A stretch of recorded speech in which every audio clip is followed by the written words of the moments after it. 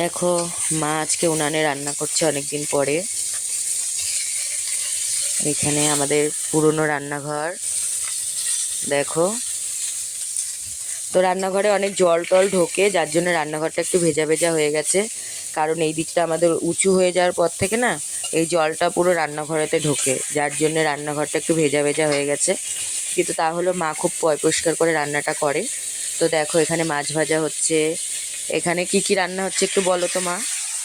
কাঁকরোল ভাজা, তারপর তোমার হচ্ছে গিয়ে লাইলন চিকে মাছের ঝোল, লোটে মাছ, সরপুঁটি আছে, বাটা মাছ আছে।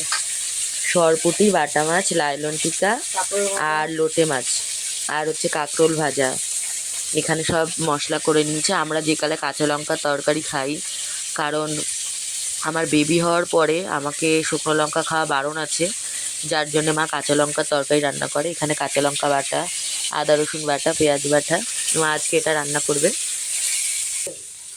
আর দেখো, আজকে একটু বৃষ্টি বৃষ্টি ওয়েদার, কি ভালো লাগছে দেখতে চারিদিকটা। দেখো কি ভালোটা না লাগছে, দেখো অনেক সুন্দর ওয়েদারটা আজকে। জলটা কি ভালো লাগছে না, চারিদিকটা পুরো সবুজ সবুজ হয়েছে। আর এদিকে আমার বাবা এই কাঠগুলো এনে এনে রাখছে একটা জায়গা থেকে। আমাদের গাছে দেখো কত লেবু হয়েছে।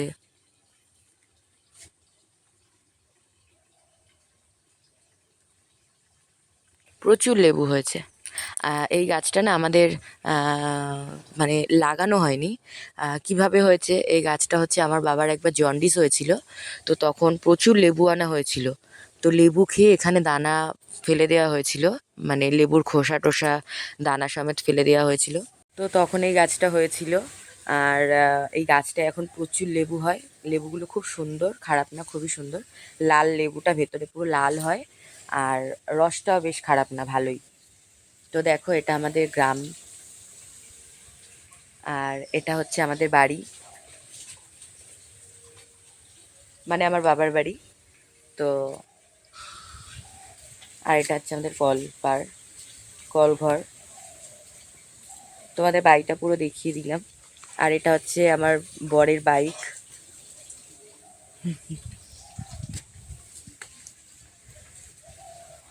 তো চলো।